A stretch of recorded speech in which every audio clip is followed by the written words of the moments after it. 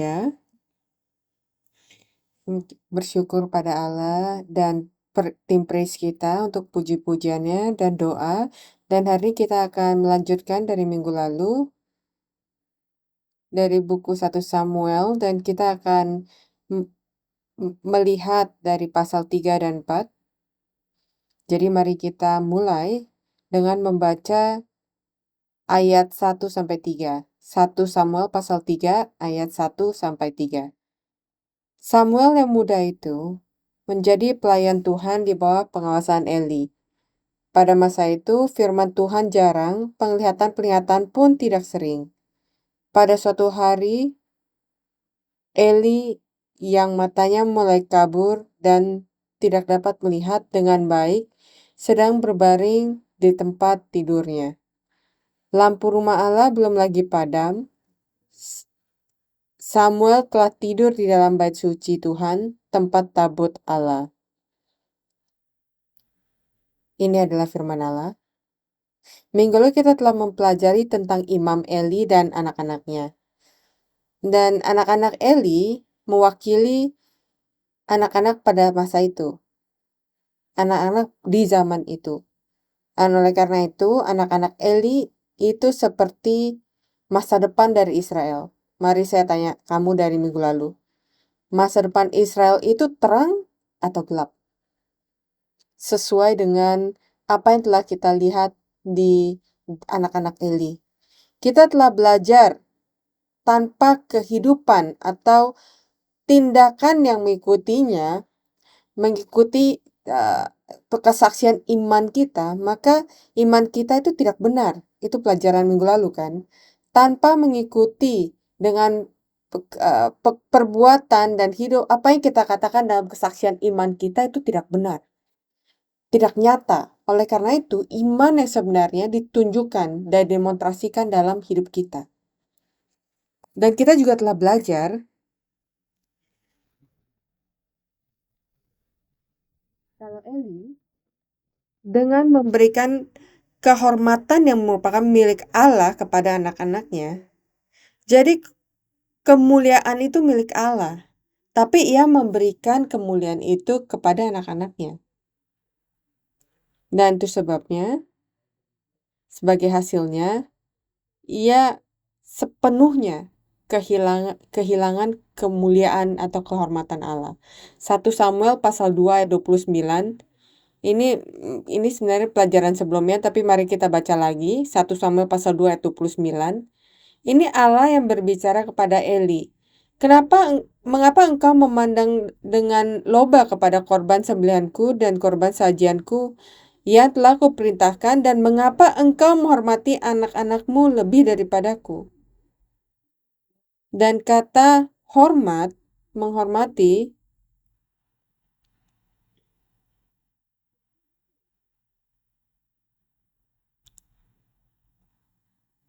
itu adalah kabed.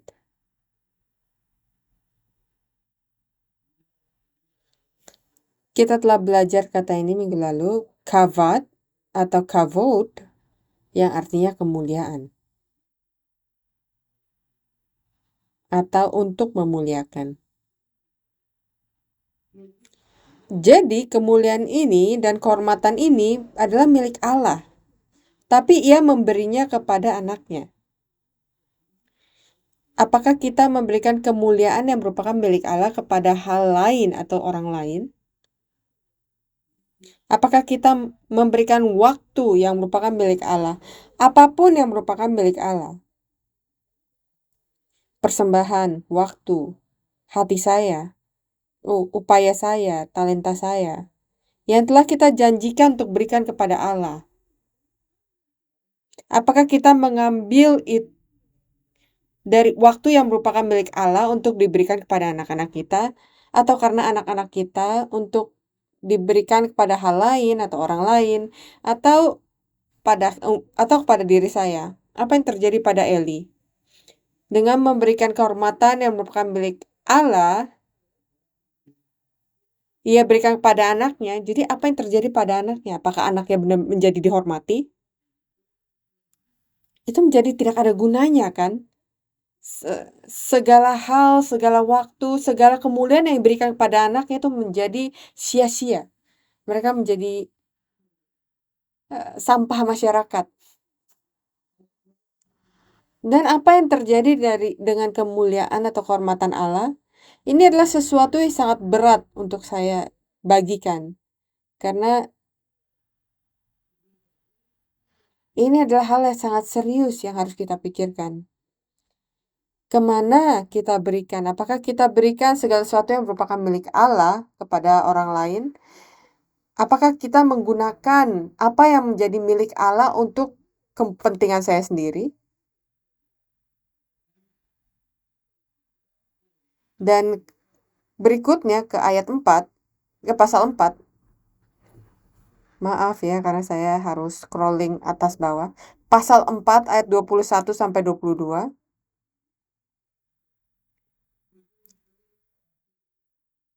Ini setelah mereka dikalahkan pada waktu perang. Menantu Eli melahirkan. Dan ia menamai anak itu. Pada saat ia melahirkan, ia mati. Ya kan? Jadi sebelum ia mati, ia memberi nama anak itu namanya Ikabod.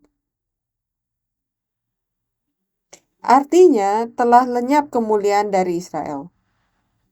Ikabod.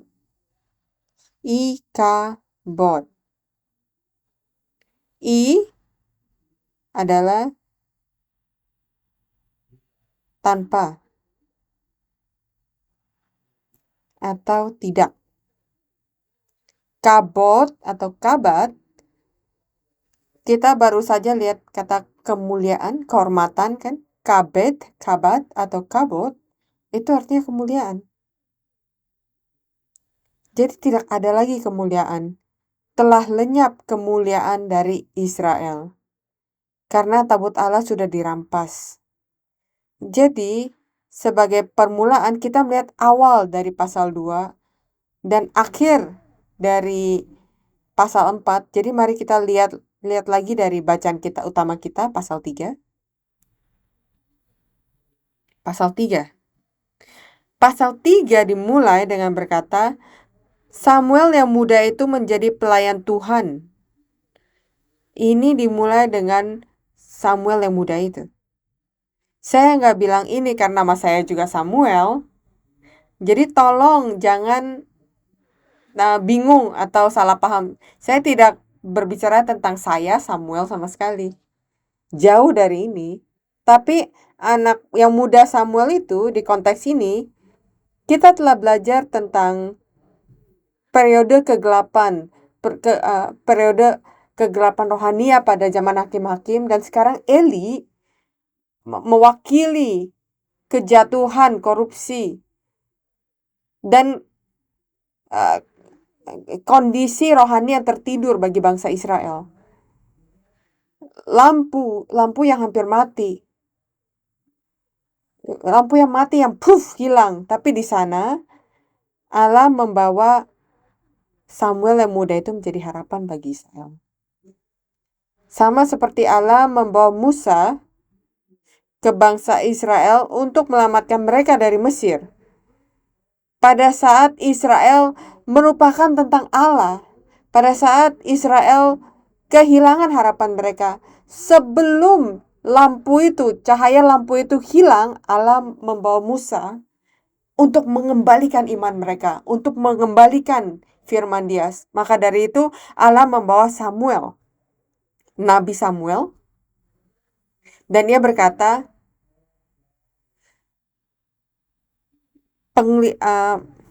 lampu rumah Allah belum lagi padam. Haleluya. Jadi walaupun lampu iman kamu mungkin kelihatannya padam kapanpun, saya berdoa kamu bisa menemukan harapan yang kalau Allah tidak akan pernah membiarkannya padam. Amin. Dan mari kita benar-benar mencari dan berdoa kepada Allah. Allah, tolong jangan biarkan lampu ini padam. Kamu tahu itu sedang bergoyang. Saya nggak tahu apa yang salah, lemah, atau tidak ada minyak lagi dalam diri saya. tapi lampunya itu tidak mau nyala. Kadang-kadang berpikir ini mati, kadang-kadang berpikir kalau ini nyala lagi, tapi kurang kuat. Bapak tolong bantu saya. Dan ibadah Rabu, ibadah puji-pujian dan doa, ini adalah waktu kita harus datang dan mencari Allah. Kadang-kadang ketika saya juga salah satu dari orang-orang itu, dan saya tahu beberapa dari kalian juga, tidak peduli betapa sakitnya kita tidak mau pergi ke dokter kan? Kita, beberapa dari kita. Dan kita suka bilang, pergi ke dokter, saya mengeluarkan uang, dia akan bilang hal yang akan saya lakukan juga. Dia nggak kasih kamu suntikan, dia nggak kasih IV, drip, dia cuma akan kasih obat untuk kamu. Saya udah tahu obat apa yang harus saya minum. Tapi kalau kamu benar-benar sakit, dan itu sudah sakit lama sekali, dan kamu mulai berpikir, apa yang salah dengan saya? Mungkin saya harus cari dokter ya.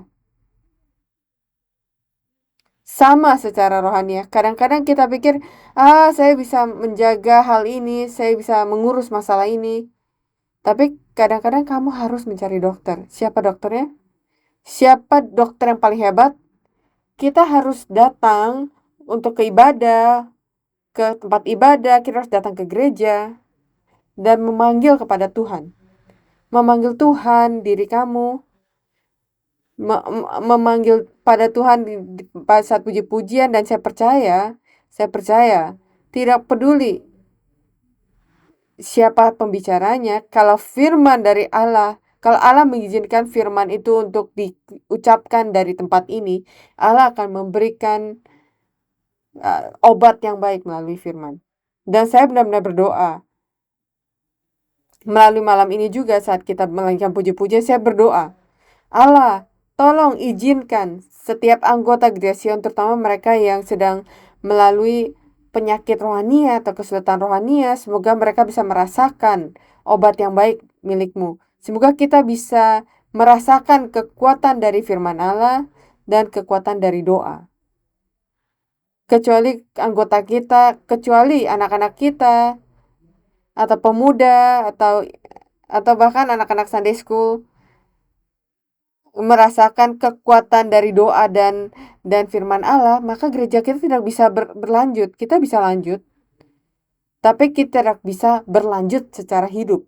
Jadi mari kita berdoa bersama-sama, kalau Allah tidak akan membiarkan lampu ini mati.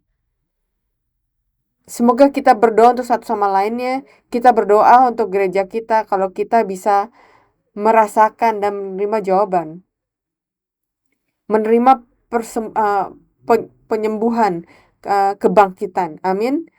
Apakah saya bisa minta kamu untuk berdoa bersama untuk gereja kita? Kita harus berdoa untuk gereja kita.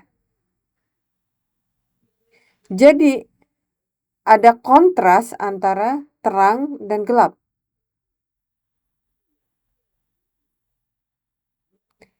Apa yang lebih baik di sekarang, pada saat ini, dari bacaan ini? Kegelapan yang menutupi Israel dan Samuel yang menjadi lampu yang kecil. Allah mulai dari lampu yang kecil, tapi lampu itu akan menjadi sangat-sangat terang. Itu adalah waktu ketika ada kesulitan untuk mencari firman yang sebenarnya.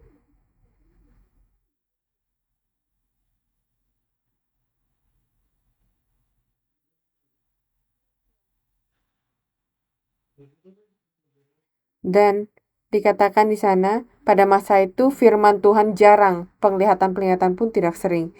Jadi walaupun mereka ingin mendengarkan firman Allah, bukan hanya tidak banyak ajaran firman Allah, tapi ada pesan-pesan yang berbeda, pesan-pesan yang salah. Kesalahan diajarkan sebagai kebenaran. Jadi sangat sulit untuk mereka untuk mengerti dan menemukan firman Allah yang sebenarnya. Sama seperti sekarang kan? Jadi saya benar-benar berdoa, Gereja Sion akan menjadi tempat di mana kita bisa menemukan firman Allah yang sebenarnya. Tidak peduli bagaimana firman itu jarang di dunia ini, semoga ada kelimpahan firman Allah yang sebenarnya di dalam gereja ini dan di dalam kehidupan dari setiap anggota Gereja Sion. Jadi ayat 2 di sini dikatakan, pada suatu hari Eli yang matanya mulai kabur dan tidak dapat melihat dengan baik sedang berbaring di tempat tidurnya. Jadi kalau kita lihat di sini secara bahasa figuratif atau rohani ia harusnya berdiri melakukan pekerjaan Allah. Tapi di sini kenapa ia sedang berbaring dan matanya mulai kabur dan tidak dapat melihat dengan baik. Kamu ingat Ishak ketika matanya mulai kabur, ia tidak dapat membuat keputusan yang benar kan? Memilih Esau dan bukannya Yakub.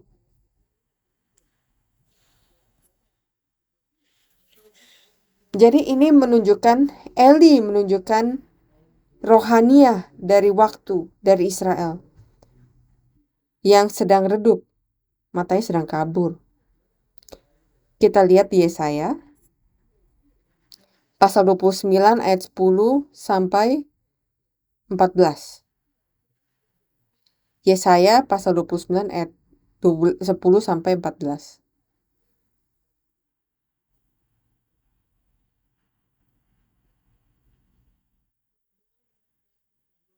Sebab Tuhan telah membuat kamu tidur nyenyak. Matamu yakni para nabi telah dipejamkannya dan mukamu yaitu para pelihat telah ditudunginya. Ayat 11, maka bagimu penglihatan dari semuanya itu seperti isi sebuah kitab yang termaterai. Apabila itu diberikan kepada orang yang tahu membaca dengan mengatakan, baiklah baca ini, maka ia akan menjawab, aku tidak dapat sebab kitab itu termaterai. Dan apabila kitab itu diberikan kepada seorang yang tidak dapat membaca dengan mengatakan, baiklah baca ini, maka ia akan menjawab, aku tidak dapat membaca. Jadi ia berkata kalau akan ada waktu ketika matanya tertutup, ia tidak bisa melihat. Itu sebabnya firman Tuhan itu jarang. Mereka tidak bisa membaca, mereka tidak bisa melihat. Kamu lihat orang yang bisa membaca untuk membaca Alkitab, dia bilang aku tidak dapat mengerti, ini termaterai.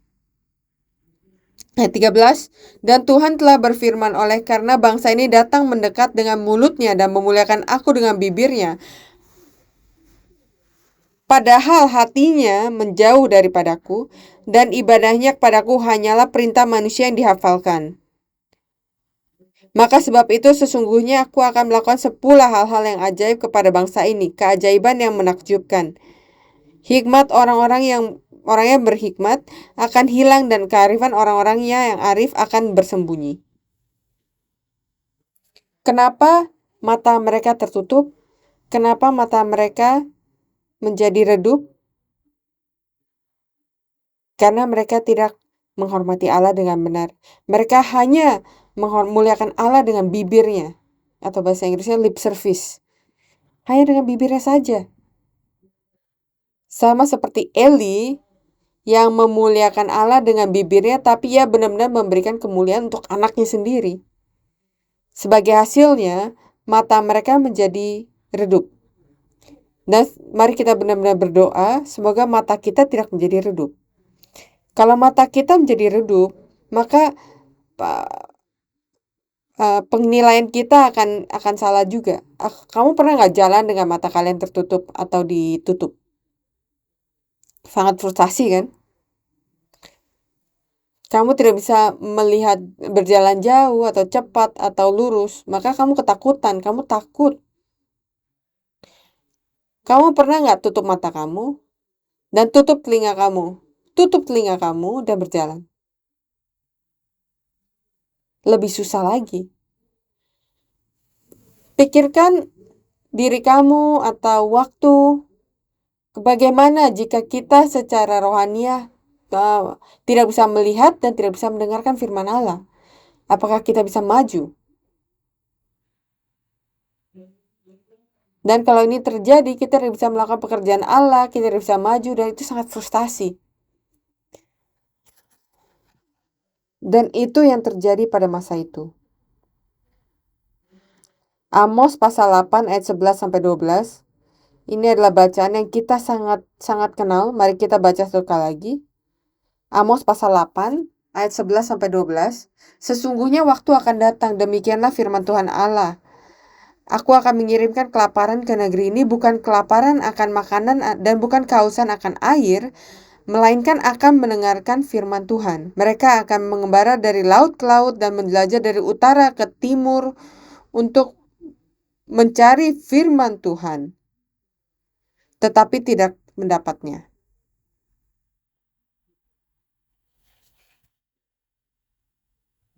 Saya berdoa akan ada Yusuf rohania di ruangan ini. Kelaparan datang, apa yang dilakukan oleh Yusuf? Dia bilang sekarang adalah waktu untuk dengan kebanyakan, maka mari kita simpan. Jadi mari kita terima firman, mari kita simpan minyak tambahan ini, sehingga ketika tidak ada lagi kita bisa menggunakannya.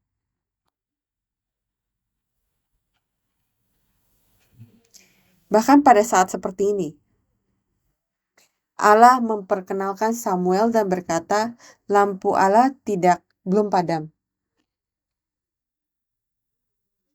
Jadi mari kita lanjutkan ayat 4-9. Lalu Tuhan memanggil Samuel. Samuel, dan ia menjawab, ya Bapa. Lalu berkata ia kepada Eli serta katanya, ya Bapa, bukan Bapa memanggil aku. Jadi ini pada malam hari mereka sedang mencoba tertidur dan Samuel mendengarkan panggilan dari Allah. Dan ia berkata, iya Bapa. Dan ia pikir itu bukan Tuhan, dia pikir Nabi Eli Imam Eli yang memanggilnya. Jadi dia pergi ke Imam Eli dan berkata, ya Bapa.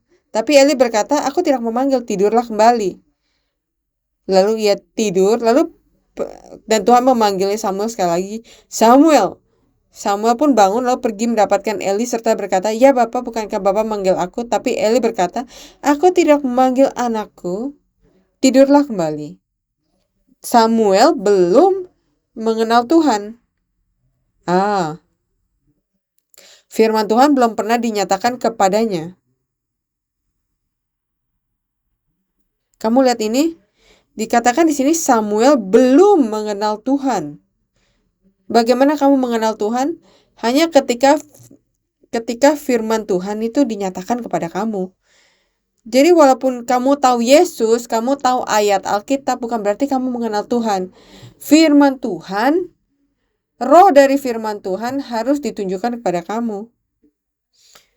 Dan kalau ini belum terjadi, kalau kamu tidak yakin apakah firman itu sudah dinyatakan kepada kamu atau belum,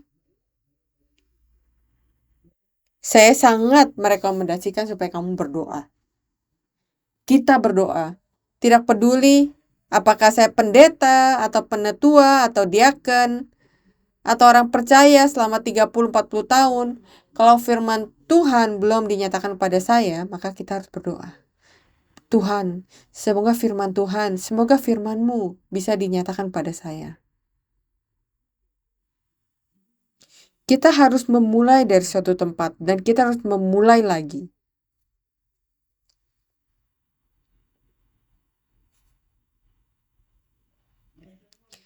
Jadi Samuel belum mengenal Tuhan, firman Tuhan belum pernah dinyatakan kepadanya. Dan Tuhan memanggil Samuel sekali lagi untuk ketiga kalinya. Ia pun bangun, lalu pergi mendapatkan Eli serta katanya, ya Bapa, bukankah Bapa memanggil aku? Lalu mengertilah Eli bahwa Tuhanlah yang memanggil anak itu. Sebab itu berkata Eli kepada Samuel, pergilah tidur, dan apabila ia memanggil engkau, katakanlah, berbicara Tuhan, sebab hamba-Mu ini mendengar. Ini sangat penting. Ini adalah sekarang ketika Tuhan mulai berbicara kepada Samuel. Dan sikap dan kesiapan dari Samuel adalah ini. Berbicaralah Tuhan. Apakah kita bisa ulang di sini? Jangan bicara pada saya, bilang pada Tuhan, pada Allah. Berbicaralah Tuhan. Artinya apa? Apakah kamu yakin? Saya harusnya memperingatkan kamu sebelum saya suruh kamu ngomong ini. Karena ketika kita bilang kepada Allah, Allah Tuhan bicaralah pada saya, apa yang harus kita siapkan? Sebab hambamu ini mendengar. Artinya apa mendengar?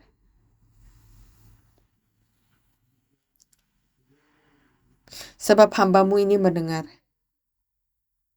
Saya siap untuk taat. Saya siap untuk taat apapun yang kamu katakan. Hanya bagi mereka yang siap, maka bisa mengulangi kata saya, berbicaralah Tuhan. Kenapa seluruh ruangan ini diam?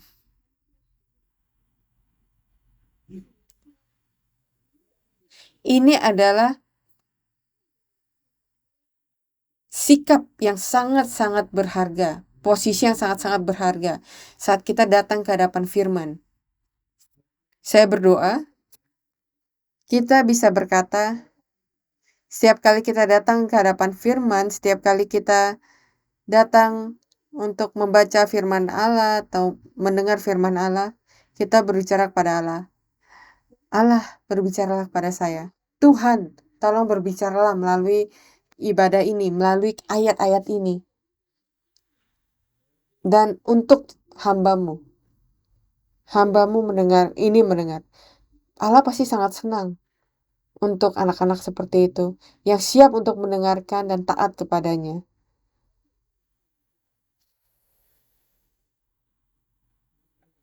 Apakah kita bisa ulang sekali lagi? Berbicaralah Tuhan. Kalau kamu tidak siap, kamu gak usah ulang.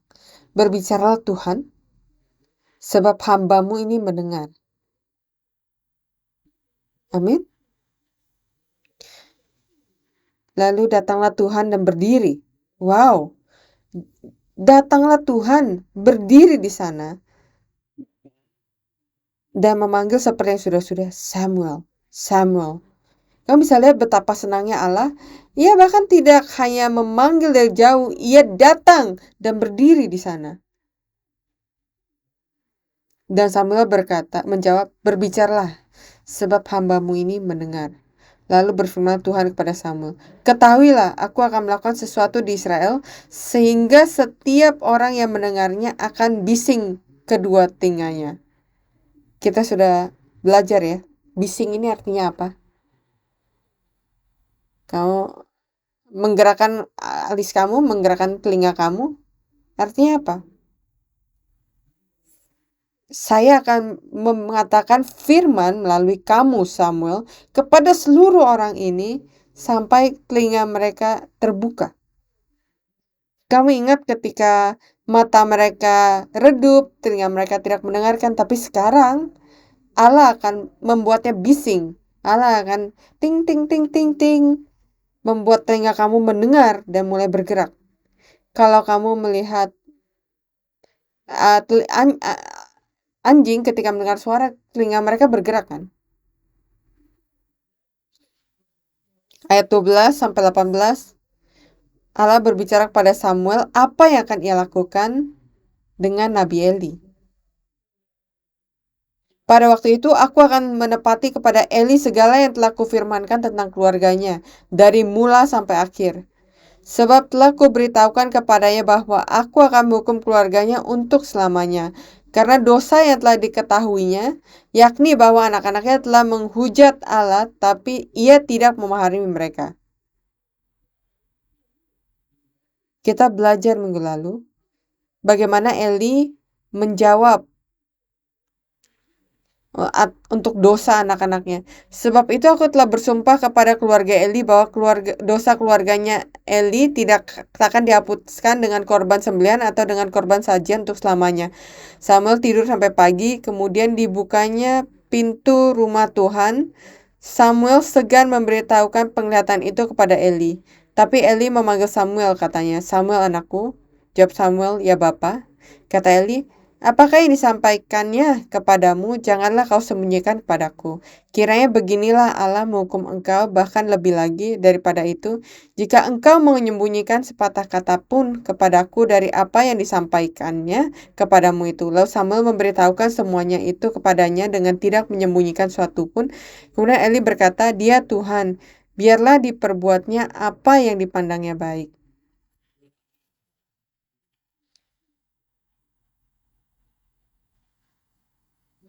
Yang pertama, kenapa ini aneh? Ini aneh karena harusnya Allah yang berbicara kepada Imam Eli untuk Samuel. Tapi sekarang Allah berbicara melalui Samuel untuk Eli tentang. Jadi ini menunjukkan pada kita firman itu pergi kemana? Lampu itu sekarang berada di mana? Lalu Samuel memberitahukan Nabi Eli apa yang akan dilakukan oleh Allah. Apa yang akan dilakukan oleh Allah? Ia bilang, apa yang ia akan lakukan? Apa yang mengejutkan di sini?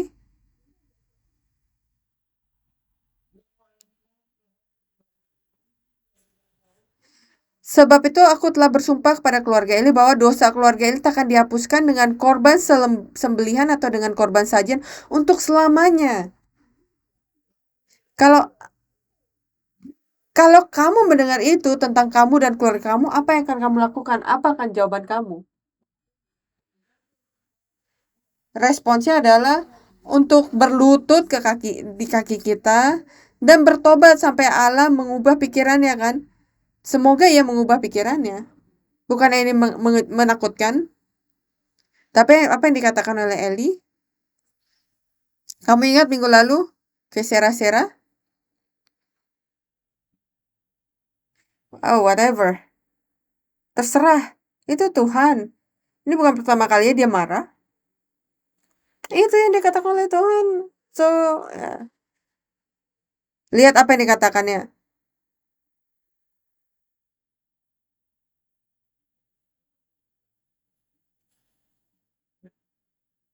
Biarlah diperbuatnya apa yang dipandangnya baik. Wah, ia berbicara seolah-olah ia nggak peduli. Wah, ya lakukan aja apa yang ia mau. Itu Tuhan. Tidak ada yang bisa menghentikan dia. Ia akan melakukan apa yang ia inginkan kan? Seolah-olah ia nggak percaya lagi kepada Tuhan. Atau, sekarang setiap orang melakukan apa yang benar di mata mereka. Jadi biarkan Tuhan juga melakukannya juga. Semoga kita tidak pernah memiliki sikap seperti ini kepada Tuhan. Ini menakutkan. Karena ini bisa terjadi pada siapapun.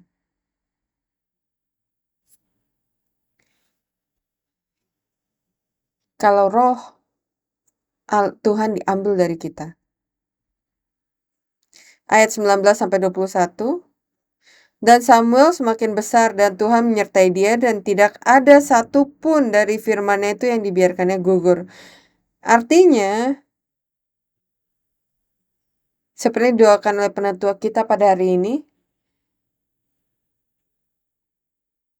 dia tidak membiarkan firman-Nya gugur. Artinya apa? Ia menerima, mengerti, dan taat setiap kata yang diucapkan Allah tanpa jatuh ke tanah, tanpa gagal, tanpa ada kegagalan di sana. Jadi Samuel makin besar, Eli berbaring, Tuhan bersama dengan dia dan tidak membiarkan firman-Nya gugur. Maka tahulah seluruh Israel dari Dan sampai Beersheba. Kita telah belajar ekspresi ini dari Dan sampai Beersheba. Artinya semua Israel dari utara sampai selatan, seluruh bangsa Israel dari Dan sampai Beersheba tahu bahwa kepada Samuel telah dipercayakan jabatan Nabi Tuhan. Dan Tuhan selanjutnya menampakkan diri di Shilo, sebab ia menyatakan diri di Shilo kepada Samuel dengan perantaraan firman-Nya. Jadi, Tuhan bukan hanya berbicara kepada Samuel firman-Nya, tapi ia juga menunjukkan dirinya bagaimana dengan perantaraan firman-Nya. Pada waktu dan saat ini, semoga Allah kita menunjukkan dirinya kepada kalian melalui firman. Kita harus percaya dengan kekuatan firman dulu. Kita harus percaya kalau firman ini memiliki kekuatan yang cukup untuk mengubah kita, menyembuhkan kita dan menyelesaikan masalah kita. Walaupun walaupun saya lebih mirip pada Eli daripada Samuel pada hari ini, berdoa kepada Allah bantu saya. Dan saya percaya kalau Allah akan mengubah diri kita. Dan kata-kata Samuel sampai kepada seluruh bangsa Israel. Jadi firman siapa di sini? Seluruh bangsa Israel tahu kalau ketika Samuel berbicara itu bukan firman kata-katanya tapi firman Allah. Mereka tahu kemana mereka harus pergi dan menemukan firman Allah. Jadi apakah firman itu masih jarang atau tidak? Sekarang mereka tahu kemana untuk mencari firman kan? Firman itu kembali kepada Israel.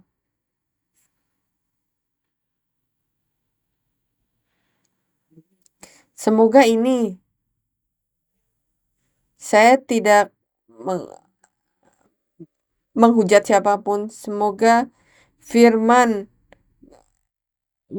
dari gereja Sion sampai ke seluruh dunia. Dan secara literal, firman itu pergi ke Israel sekarang.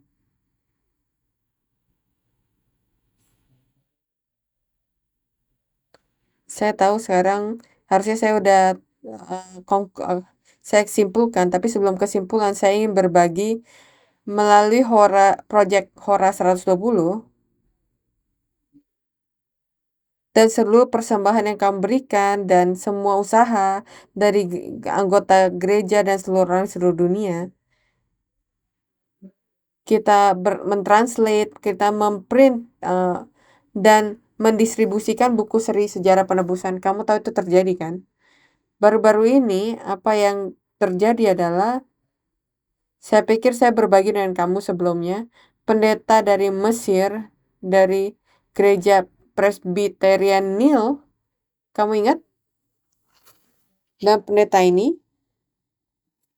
sekarang sangat aktif dengan mentranslasikan seluruh Bible study ke dalam bahasa Arab. Dan ia membantu pendeta untuk mentranslate pelajaran dan buku sejarah penebusan ke bangsa-bangsa Arab. Kamu pikir, oh ya mungkin itu terjadi. Tapi ini adalah doa yang sangat panjang dan harapan dan goal dan tujuan dari banyak gereja, tapi belum terjadi. Dan ini benar-benar doa dari gereja pendeta pendiri kita pada saat ia menulis buku seri sejarah penebusan. Untuk buku ini sampai ke ujung dunia, sehingga mereka yang menerimanya dan membaca buku ini bisa mengerti dari Alkitab. Dan di mana akhir dunia ini? Firman mulai dari Israel ke seluruh dunia, akhirnya di mana? Akhirnya di Israel. Dan apa yang terjadi? Kita mencoba pekerjaan misi kita, missionary, mencoba untuk membawa firman sejarah penebusan untuk diterjemahkan dalam bahasa Ibrani untuk pergi dan dikirim ke Israel. gereja Kristen dan sinagoge. Tapi tidak ada printer yang mau memprint buku ini. Saya nggak tahu apakah ini sesuatu yang bisa pergi ke dalam broadcast, tapi uh,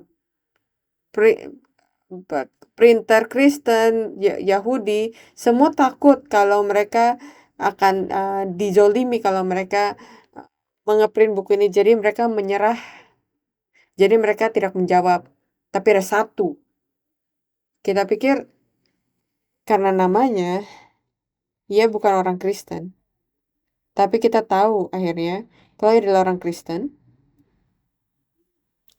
Dan dia dengan diam-diam menerima pekerjaan ini.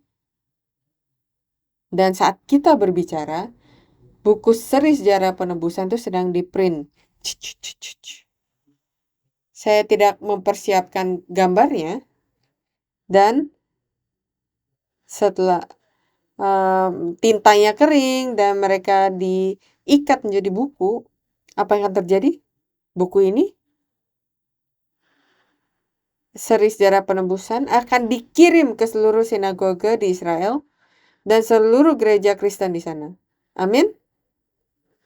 Mari kita bersyukur kepada Allah. Ini adalah sejarah yang sedang ditulis. Ini apa yang Bapak kita ingin lihat. Dan melihat apa yang terjadi sana di Israel, Iran, melihat apa yang terjadi di seluruh dunia, Eropa, Olympics. Mereka perlu firman. Mereka perlu firman ini untuk kembali ke sana.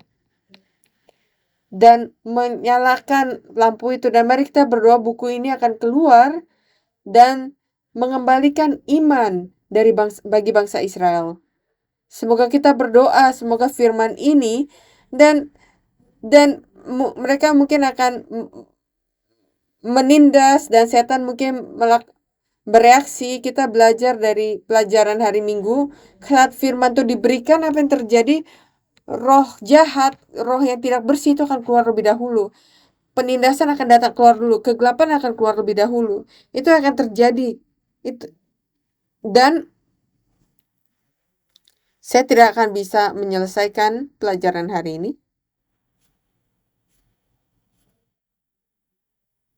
Boleh nggak saya ngomong 5-10 menit lagi? Kegelapan akan keluar dulu dan akan mulai perang. Mulai perang dengan firman Allah. Saya percaya kalau kamu telah merasakan hal ini, pada saat kita menerima firman, kegelapan, kebencian, roh jahat ada di depan kita sehingga bekerja melalui psikologi kita, pikiran kita, situasi sekeliling kita untuk menghalangi kita dengan berbagai cara, segala cara untuk menerima firman. Kita melihat hal ini terjadi di Israel saat seri sejarah penebusan itu keluar. Tapi apa yang terjadi? Firman akan menang dan akan menyelamatkan mereka yang terpilih. Dan ini akan menghidupkan lampu itu.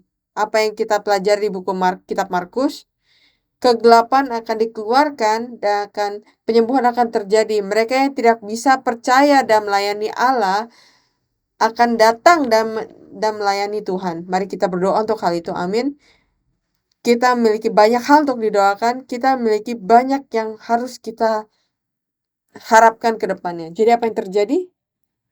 Sekarang pasal 4 akan dimulai.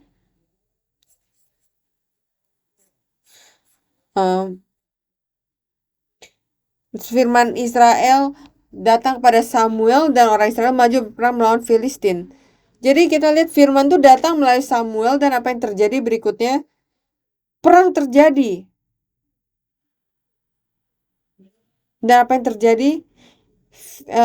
Filistin berperang dan orang-orang Israel maju berperang melawan orang Filistin dan berkemah dengan dekat Ebenezer, sedang orang Filistin berkemah di Afek. Orang Filistin mengatur barisannya berhadapan dengan orang Israel. Ketika pertempuran menghebat, terpukullah kalah orang Israel oleh orang Filistin dan menewaskan kira-kira 4.000 di medan pertempuran itu. Benar-benar pesan harapan di sini. Tapi kata-kata di sini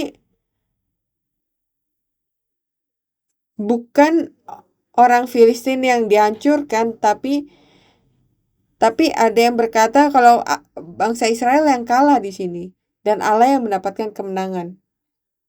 Dan pertanyaan adalah ketika ntar itu kembali perkemahan, berkatalah para tua-tua Israel, mengapa Tuhan buat kita terpukul kalah oleh orang Filistin pada hari ini? Ini adalah pertanyaan yang harus kita tanya. Kenapa Tuhan? Kenapa saya melalui segala masalah ini? Kenapa saya tidak bisa percaya dengan baik? Kenapa saya dikalahkan di dunia? Kenapa saya dikalahkan oleh apapun yang terjadi?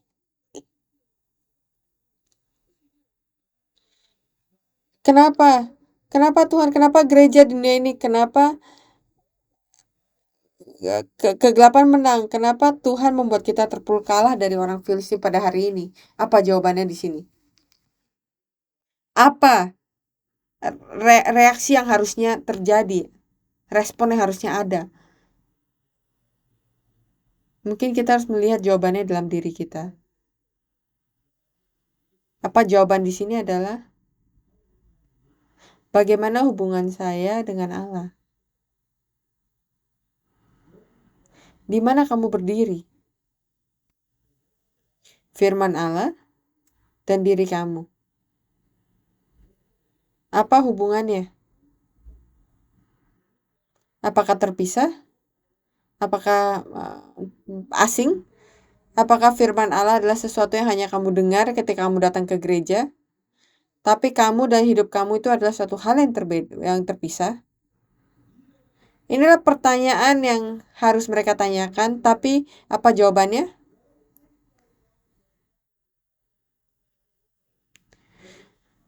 Marilah kita mengambil silo dari tabur perjanjian Tuhan supaya ia datang ke tengah-tengah kita dan melepaskan kita dari tangan musuh kita. Jadi jawaban mereka apa? Kita belajar.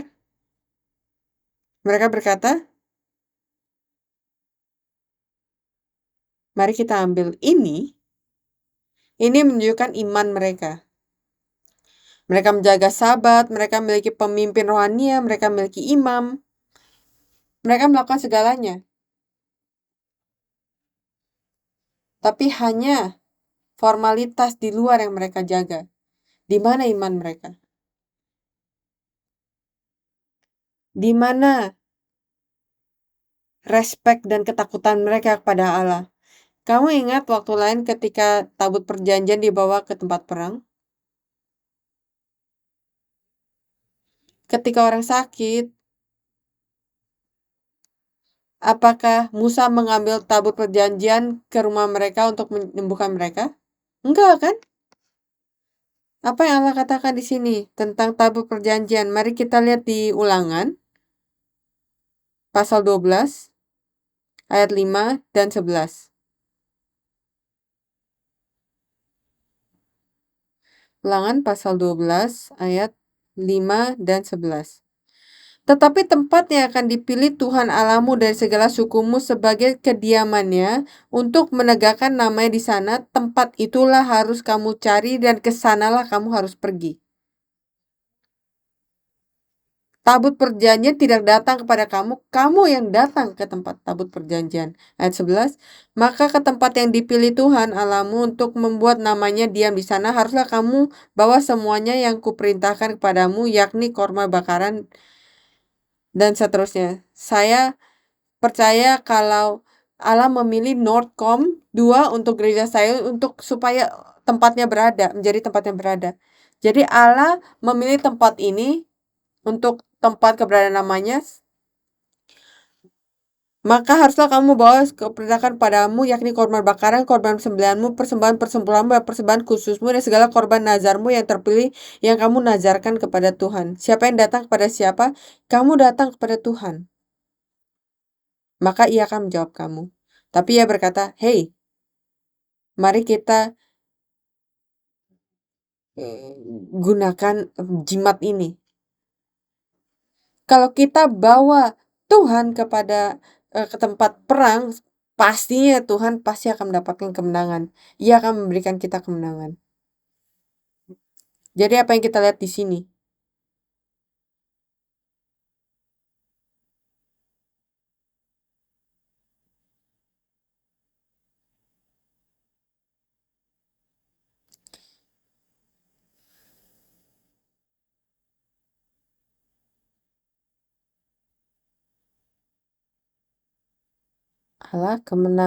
Allah digunakan sebagai cara untuk kemenangan saya, untuk kemudahan saya, untuk berkat saya. Allah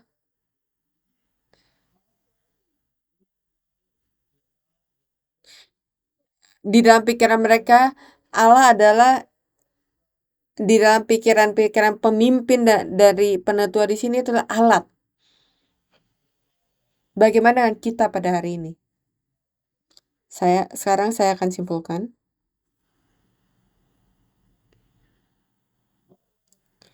Apa 3 hal di dalam tabut perjanjian? 2 tablet. Apa yang ada di 2 tablet itu? 10 perintah. 10 firman. Firman Allah yang sempurna. Apa yang kedua? Saya akan gunakan mana dulu. Lalu berikutnya ada tongkat Harun. Apa yang dilambangkan di sana? Itulah firman Allah, Yesus, yang merupakan firman dari penciptaan, ya kan? Yang kedua, mana? Roti yang datang dari surga ke dunia ini. Inkarnasi dari Yesus. Firman yang datang dan menggunakan daging dan datang pada kita, dan tongkat Harun, kebangkitan Yesus Kristus. Ini adalah identitas, pelayanan, dan keselamatan Yesus Kristus. Tapi pada saat yang sama, ini melambangkan dan mengingatkan Israel atas ketidakpercayaan mereka. Kenapa? Kamu ingat ketika loh batu diberikan, apa yang mereka lakukan? Mereka menyembah anak lembu emas. Mereka tidak bisa percaya. Itu sebabnya loh batu yang pertama, ya, set loh batu yang pertama dihancurkan. Dan apa yang ada dalam tabut perjanjian itu adalah yang kedua, kan? Karena ketidakpercayaan mereka. Apa yang terjadi dengan mana? Allah memberikan mana, ia berkata, hanya berkumpul 6 hari, pada hari ketujuh kamu jangan ambil. Tapi apa yang terjadi? Apa mereka komplain? Oh, apa yang kita lihat hanya mana? Mereka mengeluh. Lalu ketika Yesus datang, mereka tidak makan dalam ketaatan. Dan itulah mana yang harusnya memberikan mereka hidup kekal, tapi mereka makan dan mati. Karena mereka tidak mengenal mana, seperti mereka tidak mengenal Yesus yang datang dari surga. Lalu berikutnya tongkat Harun. Kenapa Allah menggunakan tongkat itu, tapi kenapa tongkat itu bisa hidup?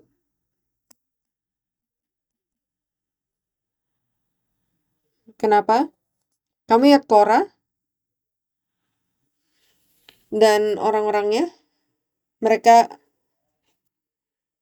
mereka memberontak dan Allah membuka tanahnya dan memakannya. Setelah itu orang lain komplain tentang hal itu. Ini nggak adil ya. Ini melawan hak asasi manusia. Dan itu ketika mereka mencoba memberontak sekali lagi, dan Allah berkata, setiap pemimpin bawa tongkat kalian, dan satunya tongkat yang berbunga, itu adalah pemimpin yang telah saya pilih. Dan Allah membiarkan tongkat Harun berbunga. Bagaimana dengan kita hari ini? Apa arti tabut perjanjian bagi kita. Apakah itu wahyu dari firman atau mengingatkan kita pada ketidaktaatan kita atau ketidakpercayaan kita. Melalui bacaan hari ini, ada 2 sikap dan kesiapan atas firman Allah. Yang pertama, mereka yang siap untuk mendengarkan. Kamu ingat apa yang dikatakan Samuel? Berbicara Tuhan, hambamu mendengarkan. Atau mereka yang tidak fokus, pandangan mereka gelap dan menggunakan Tuhan sebagai sarana untuk keuntungan, kedudukan, dan status mereka. Jadi kita harus bertanya pada diri kita sendiri, di mana kita berdiri dalam hubungannya dalam firman Allah. Apa sikap kita dan apa posisi kita. Mari kita benar-benar mengingat kekuatan dan berdoa, Bapa, tolong bantu kami untuk melihat kekuatan firman-Mu. Gereja Sion kita harus bangun. Kita harus percaya pada kekuatan firman ini supaya firman yang kita kirimkan, tentu saja kita tidak mengirimkan, itu adalah Allah yang mengirimkan melalui kita untuk firman itu, untuk memiliki kekuatan dan efek. Kita harus percayakan hal ini. Jadi semoga firman ini menyelamatkan kita, menyelamatkan kamu dulu. Amin. Mari saya berdoa dalam nama Tuhan. Kalau kamu akan merasakan kekuatan dan kebaikan dari firman ini dulu, kamu dan keluarga kamu, sehingga kamu bisa percaya kalau firman ini yang akan keluar ke setiap bagian dunia ini, di ujung dunia ini, akan menyelamatkan banyak orang dari dunia ini. Mari kita berdoa. Allah Bapa di surga, kami bersyukur atas waktu ini untuk memikirkan kekuatan dari firman-Mu. Bapa, tolong bantu kami seperti anak muda Samuel yang siap untuk menerima firman-Mu ketika firman-Mu itu tunjukkan pada kami. Bantu kami untuk bisa berkata, Bapa, Tuhan berbicara pada kami karena hamba-Mu siap mendengarkan, bisa taat. Kami berdoa dimanapun firman ini dikirimkan pada hari ini. Semoga ada kekuatan dari firman-Mu, roh-Mu yang ada, dan semoga firman ini, firman-Mu, Alkitab, memberikan hidup bagi banyak orang. Dan kembalikan iman dari orang Arab, Israel, Afrika, Asia, orang Eropa, Amerika, Latino, seluruh orang itu yang menerima firman. Bapa, kami berdoa mereka menerima firman kasih-Mu.